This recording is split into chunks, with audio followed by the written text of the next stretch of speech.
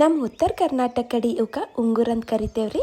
ನಮ್ಮ ಅಜ್ಜಿ ಮುತ್ತಜ್ಜಿ ಕಾಲದ ಹಿಡಿದು ಮಾಡ್ಕೊತಾ ಬಂದಾರ್ರಿ. ಆದ್ರೆ ಈಗಿನ ಕಾಲದಾಗ ಇಂಥವೆಲ್ಲ ಮಾಡ್ಲಕ್ಕ ಯಾರ ಬಲ್ಲಿನೂ ಟೈಮೇ ಇಲ್ಲ ಅಂತಂತಾರ್ರಿ. ಖರೆ ಹೇಳತ್ತೀನಲ್ರಿ. ಈ ಉಂಗುರ ಐತ್ರಿ ಮತ್ತು ಈ ಸೌತಿ ಬೀಜ ಐತ್ರಿ, ನಮ್ಮ ಕೈಲೇ ಮಾಡಿ ಉಣೋದ್ರಾಗ ಅದೇನೋ ಒಂಥರ ಖುಷಿ ಸಿಗ್ತದ್ರಿ ನಮಗೆ.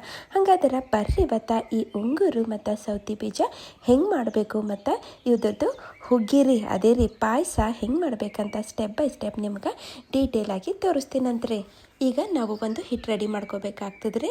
ಇಲ್ಲಿ ನಾ ಏನು ಮಾಡೀನಿ ರೀ, ಒಂದು ಸಣ್ಣ ಬಟ್ಟಲಿಂದ ಒಂದು ಬಟ್ಟಲು ಗೋಧಿ ಹಿಟ್ಟು ತೊಗೊಂಡಿನಿ ರೀ. ಬೇಕಾದ್ರೆ ನೀವು ಮೈದಾ ಹಿಟ್ಟನ್ನು ತೊಗೋಬೋದು, ನಡೀತದೆ. ಮತ್ತು ಅದೇ ಬಟ್ಟಲಿಂದ ಒಂದು ಬಟ್ಟಲು ಚಿರೋಟಿ ರವೆ ತೊಗೊಲತ್ತೀನಿ. ಇಲ್ಲ ಅಂತಂದ್ರೆ ನೀವು ಮೀಡಿಯಮ್ ರವೆ ಇತ್ತಂದ್ರೆ ಅದಕ್ಕೆ ಸ್ವಲ್ಪ ಗ್ರೈಂಡ್ ಮಾಡ್ಕೊಂಡು ತಂದು ತೊಗೋಬೋದು ರೀ, ನಡೀತದೆ.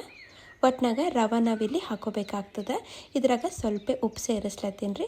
ಉಪ್ಪು ಜಾಸ್ತಿ ಹಾಕ್ಲಕ್ಕ ಹೋಗ್ಬೇಡ್ರಿ, ಯಾಕಂದ್ರೆ ನಾವು ಉಂಗುರ ಮಾಡ್ಬೇಕಾದ್ರೆ ಎಡಿಗಳು ಏನು ಮಾಡ್ತಾವ್ರಿ, ನಾವು ಜಾಸ್ತಿ ಉಪ್ಪು ಹಾಕ್ತೇವಂದ್ರೆ ಕಡ್ಕೊಂಡು ಬೀಳ್ತಾವೆ. ಹೀಗಾಗಿ ನಾವು ಉಪ್ಪು ಕಮ್ಮಿನೇ ಹಾಕಬೇಕಾಗ್ತದೆ.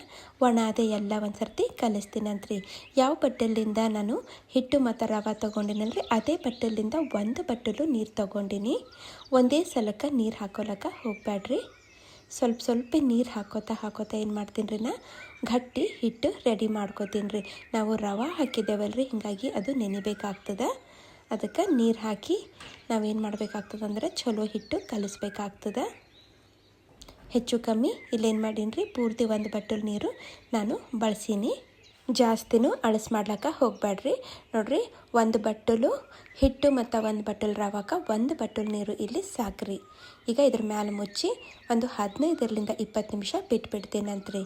ಜಾಸ್ತಿ ಬಿಟ್ಟರೂ ಏನಾಗಲ್ರಿ. ಇಲ್ಲಿ ನೋಡಿರಿ, ಒಂದು 20 ನಿಮಿಷ ಆದಮೇಲೆ ನಾವು ಕೈಗೆ ಎಣ್ಣೆ ಗಿಣ್ಣೆ ಇಲ್ಲ ತುಪ್ಪ ಏನು ಹಚ್ಕೊಳಕ್ಕೆ ಹೋಗ್ಬಾರ್ದ್ರಿ. ಹಾಗೆ ನಾವು ಒಣಾದೆ ಇದಕ್ಕೆ ಸ್ವಲ್ಪ ಗಸ ನಾದ್ಕೋಬೇಕ್ರಿ. ಎಣ್ಣೆ ಹಚ್ದೇವಂತಂದ್ರೆ ಏನಾಗ್ತದ್ರಿ, ಅವು ಒಂಥರ ವಾಸನೆ ಬರ್ಲಿಕ್ಕೆ ಶುರು ಮಾಡ್ತಾವ್ರಿ.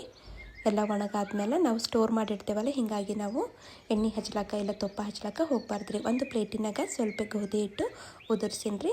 ಇದ್ರಾಗಿಂದ ಒಂದು ಸಣ್ಣದು ಉಳ್ಳಿ ತೊಗೊಂಡು ಏನು ಮಾಡ್ತೀನಪ್ಪ ಅಂತಂದ್ರೆ ಹಿಂಗೆ ಉದ್ದ ಎಳೆ ಮಾಡ್ಕೋತೀನಂತ್ರಿ.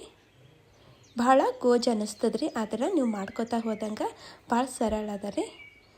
ಸ್ಟಾರ್ಟಿಂಗ್ ಮಾಡೋರಿಗೆ ಸ್ವಲ್ಪ ಕಷ್ಟ ಅನ್ನಿಸ್ತದ, ಆದರೆ ಇದ್ರದ್ದು ರುಚಿನೇ ಬೇರೆ ಬರ್ತದ್ರಿ. ನೋಡಿರಿ, ಈ ಥರ ತೆಳ್ಳಗೆ ಎಳೆ ಮಾಡ್ಕೋಬೇಕಾಗ್ತದೆ. ನಾನು ನಿಮಗೆ ತೋರಿಸ್ತೀನಂತ ಯಾವ ಥರ ನಾ ಮಾಡ್ಕೊಳತ್ತೀನಂತ. ಹಿಂಗೆ ಒಂದೊಂದೇ ರಿಂಗು ಮಾಡ್ಕೋತಾ ಹೋಗ್ಬೇಕ್ರಿ. ನೋಡಿರಿ, ಈ ಥರ ಆಗಬೇಕು. ಅದೇ ಥರನೇ ಹಿಂಗೆ ಹೊಸದು ಏನು ಮಾಡಬೇಕಾಗ್ತದೆ, ನಾವು ಉಂಗುರು ಮಾಡ್ಕೋತಾ ಹೋಗ್ಬೇಕಾಗ್ತದೆ ರೀ. ಫಸ್ಟ್ ಡೇ ಸ್ವಲ್ಪ ಕಷ್ಟ ಅನ್ನಿಸ್ತದೆ, ಆದರೆ ಮಾಡ್ಕೋತಾ ಹೋದಂಗೆ ಮನಸ್ಸು ಬರ್ತದ್ರಿ ಮತ್ತು ಜಲ್ದಿನೂ ಆಗ್ಬಿಡ್ತಾವ್ರಿ. ಹಿಂಗೆ ಎಲ್ಲ ಮಾಡಿ ನಿಮಗೆ ತೋರಿಸ್ತೀನಂತ್ರಿ. ನೋಡಿರಿ, ಈಗ ತೋರಿಸ್ತೀನಂತ ನಾ ಎಷ್ಟು ಮಾಡೀನಂತ. ಒಂದೊಂದು ದಿವಸಿಗೆ ಸ್ವಲ್ಪ ಮಾಡ್ಲತ್ತೀನಿ ರೀ. ನಾನು ಒಂದು ವಾರ ನಾ ಇವಕ್ಕೆ ಮಾಡೀನಿ ರೀ. ಹೀಗಾಗಿ ಒಂದು ವಾರದ ರಿಸಲ್ಟು ನಿಮಗೆ ತೋರಿಸ್ತೀನಂತ ಎಷ್ಟು ಆಗ್ಯಾವಂತ. ಯಾಕಂದರೆ ಸ್ವಲ್ಪ ಟೈಮ್ ಹಿಡಿಸ್ತದಲ್ರಿ, ಹೀಗಾಗಿ ಇವು ಭಾಳ ಜಲ್ದಿ ಮಾಡ್ಲಿಕ್ಕೆ ಆಗಲ್ಲ. ನೋಡಿರಿ, ಚಂದ ಬಿಸಿಲಿಗೆ ಒಣಗಿಸಿ ತಂದು ಇಟ್ಟೀನಿ ರೀ. ಒಂದು ಡಬ್ಬ್ಯಾಗ ಹಾಕಿ ಮುಚ್ಚಿಟ್ಟೆವಂದ್ರೆ ಬೇಕಾದಾಗ ಯೂಸ್ ಮಾಡ್ಕೋಬೋದು ರೀ. ಅದೇ ಹಿಟ್ಟಲಿಂದ ನಾ ಈಗ ಸೌತಿ ಬೀಜನೂ ಮಾಡಿ ತೋರಿಸ್ತೀನಂತ. ಉಂಗುರು ಮಾಡೋದು ಸ್ವಲ್ಪ ಕಷ್ಟ ಅನ್ನಿಸ್ತದ್ರಿ, ಆದರೆ ಸೌತಿ ಬೀಜ ಮಾಡೋದಂತೂ ಭಾಳ ಸರಳ ಅದ ರೀ. ಏನಿಲ್ಲ ರೀ, ಹಿಂಗೆ ಎಳೆ ಮಾಡಿಕೊಂಡು ಹಿಂಗೆ ಕಟ್ ಮಾಡ್ಕೋತಾ ಹೋಗ್ಬೇಕ್ರಿ. ಅಷ್ಟೇ ಬೇಕಾದರೆ ಸ್ವಲ್ಪ ನೀವು ಪ್ರೆಸ್ನು ಮಾಡ್ಬೋದು. ನೋಡಿರಿ, ಇವನು ಒಂದು 4-5 ದಿವಸ ಮಾಡ್ಕೊಂಡಿದ್ದೆ, ಇಷ್ಟ ಆಗ್ಯಾವ್ರಿ. ಇವಕ್ಕೂ ಅಷ್ಟೇ ರೀ, ಚಲೋ ಬಿಸಿಲಾಗ ಒಣಗಿಸಿ ತಂದು ಡಬ್ಬ್ಯಾಗ ತುಂಬಿ ಇಡಬೇಕ್ರಿ. ಈಗ ಇದ್ರದ್ದು ಪಾಯಸ ಹೆಂಗೆ ಮಾಡ್ಬೇಕಂತ ತೋರಿಸ್ತೀನಂದ್ರಿ. ನಾ ಇಲ್ಲಿ ಉಂಗುರದ್ದು ಪಾಯಸ ಮಾಡಿ ತೋರಿಸ್ತೀನಂತ ನಿಮಗೆ. ಒಂದು ಕಡಾಯಿನಾಗ ತುಪ್ಪ ಬಿಸಿ ಮಾಡೀನಿ ರೀ. ಮತ್ತು ಒಂದಿಷ್ಟು ಡ್ರೈ ಫ್ರೂಟ್ಸ್ ತೊಗೊಂಡೀನಿ, ಯಾವ ಬೇಕೋ ಅವು ತೊಗೋರಿ, ನಡೀತದೆ. ಈಗ ಇವಕ್ಕೆ ಸಣ್ಣ ಉರಿನಾಗ ಸ್ವಲ್ಪ ಕೆಂಪಗಾಗತ್ತನ ಕ್ರಿಸ್ಪಿ ಆಗತ್ತನ ಹುರ್ಕೋತೀನಂತ್ರಿ.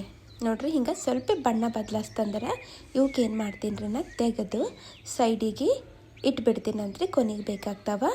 ಈಗ ಇದೇ ತುಪ್ಪದಾಗ ಒಂದು ಬಟ್ಟಲು ನಾ ಇಲ್ಲಿ ಉಂಗುರು ತಂದು ಹಾಕ್ಲತ್ತೀನಿ ರೀ ಇದ್ರಾಗ. ಇಲ್ಲಾಂದ್ರೆ ಸೌತಿ ಬೀಜನೂ ನೀವು ಇದೇ ಮೆಥಡ್ನಾಗ ಮಾಡ್ಕೋಬೋದು ರೀ. ಎರಡು ಒಂದೇ ಹಿಟ್ಲಿಂದ ಆಗಿರ್ತಾವೆ, ಅದರ ಟೇಸ್ಟ್ ಮಾತ್ರ ಬೇರೆ ಬರ್ತಾವ್ರಿ. ನೀವು ಒಂದ್ಸಲ ಟ್ರೈ ಮಾಡಿ ನೋಡಿರಿ. ಈಗ ನೋಡಿರಿ, ಇವಕ್ಕೂ ಕೆಂಪಗಾಗತ್ತಾನ ನಾನು ಹುರಿತೀನಂತ. ಜಾಸ್ತಿ ಕೆಂಪಗೆ ಇಷ್ಟ ಇಲ್ಲ ಅಂದರೆ ಸ್ವಲ್ಪ ಜಲ್ದಿನೇ ತೆಗೆದುಬಿಡ್ರಿ. ನೋಡ್ರಿ ಈ ಥರ ನಾನು ಫ್ರೈ ಮಾಡ್ಕೊಂಡೇನಿ ರೀ. ಈಗ ಇದ್ರಾಗ ಒಂದು ಬಟ್ಟಲು ಬಿಸಿ ಬಿಸಿ ನೀರು ಅಂದ್ರೆ ಕುದಿಯ ನೀರು ತಂದು ಹಾಕ್ಲತ್ತೀನಿ ರೀ ನಾನು. ಬೇಕಾದ್ರೆ ನೀವು ಪೂರ್ತಿ ಹಾಲಾಗೆ ಮಾಡ್ಕೊತೀನಿ ಅಂದ್ರೆ ಹಾಲಾಗೆ ಮಾಡ್ಕೊರಿ ನಡೀತದೆ. ಆದರೆ ನಾನು ಏನು ಮಾಡ್ತೀನಿ ರೀ, ಒಂದು ಬಟ್ಟಲು ಮೊದಲು ನೀರು ಸೇರಿಸ್ಲತ್ತೀನಿ ರೀ. ಈಗ ಇದಕ್ಕೆ ಕುದಿಲಕ್ಕ ಬಿಟ್ಬಿಡ್ತೀನಂತ್ರಿ. ಒಂದು 3-4 ನಿಮಿಷ ಬಿಟ್ಬಿಡ್ತೀನಂತ್ರಿ. ನೋಡ್ರಿ ಒಂದು 4 ನಿಮಿಷ ಆದಮೇಲೆ ಚಲೋ ಕುದ್ದಾವ್ರಿ. ಅವೇನು ಕಟ್ ಆಗಲ್ರಿ. ಬೇಕಾದ್ರೆ ನಿಮ್ಗೆ ಕಾಣಿಸ್ಲತ್ತಿರಬೇಕು, ಅಷ್ಟು ಜಲ್ದಿ ಕಟ್ ಆಗಲ್ರಿ ಅವು. ನಾವು ರವೆ ಹಾಕಿದ್ದೇವಲ್ರಿ, ಹೀಗಾಗಿ ಅವು ಕಟ್ ಆಗಲ್ರಿ.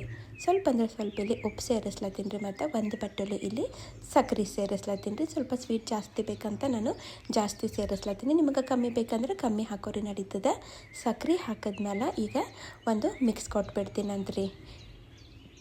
ಈಗ ಇದ್ರಾಗ ಏನು ಮಾಡ್ತೀನಪ್ಪ ಅಂತಂದ್ರೆ ನಾನು ಈಗ ಹಾಲು ಸೇರಿಸ್ಬಿಡ್ತೀನಂತ್ರಿ. ಒಂದು 2 ಬಟ್ಟಲು ಹಾಲು ಇಲ್ಲಿ ಸೇರಿಸ್ಲತ್ತೀನಿ. ಜಾಸ್ತಿ ಬೇಕಂದ್ರೆ ಜಾಸ್ತಿನೂ ಸೇರಿಸ್ರಿ ನಡೀತದೆ. ಈಗ ಹಾಲು ಹಾಕಿದ್ಮೇಲೆ ಹಾಗೆ ಬಿಡೋದು ಬ್ಯಾಡ್ರಿ.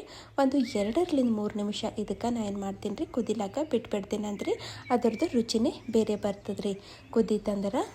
ನೋಡ್ರಿ ಹಿಂಗೆ ಸಳಮಳ ಅಂತ ಕುದಿಲತ್ತಂದ್ರೆ ಈಗೇನಿಲ್ಲರಿ, ಒಂದು 2-3 ನಿಮಿಷ ಆದಮೇಲೆ ನಾವೇನು ಫ್ರೈ ಮಾಡಿ ಇಟ್ಕೊಂಡಿದ್ದೇವಲ್ಲ ರೀ ಡ್ರೈ ಫ್ರೂಟ್ಸು, ಅವು ತಂದು ಇದ್ರಾಗ ಹಾಕಿಬಿಡ್ಬೇಕಾಗ್ತದೆ. ಮತ್ತು ಒಂದು 4 ಇಲೈಚಿ ಸಕ್ಕರೆ ಹಾಕಿ ಕುಟ್ಟಿ ಪುಡಿ ಮಾಡಿ ತಂದು ಇದ್ರಾಗ ಸೇರಿಸೀನಿ ರೀ. ಆಯ್ತು ರೀ. ಈಗ ಒಂದು ಫೈನಲ್ ಮಿಕ್ಸು ಕೊಟ್ಬಿಡಮಂತ್ರಿ. ಭಾಳ ಸರಳ ಅದ ರೀ ಈ ಹುಗ್ಗಿ ಮಾಡೋದು. ಈಗ ಶಾವಿಗೆ ಪಾಯಸ ಎಲ್ಲ ಹೆಂಗೆ ಮಾಡ್ತೇವಲ್ಲ ರೀ ಅದೇ ಥರ ಮಾಡ್ತಾರೆ. ಆಯ್ತು ರೀ. ಸೌತಿ ಬೀಜನೂ ಸೇಮ್ ರೀ ಇದೇ ಥರ ಮಾಡಬೇಕಾಗ್ತದೆ.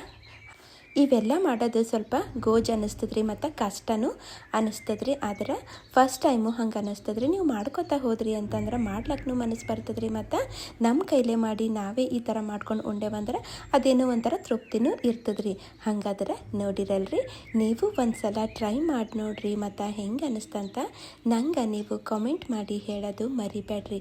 ಹಾಗಾದ್ರೆ ಮತ್ತೆ ಸಿಗ್ತೀನಂತ್ರಿ ಮುಂದಿನ ವೀಡಿಯೋದಾಗ. Thank you.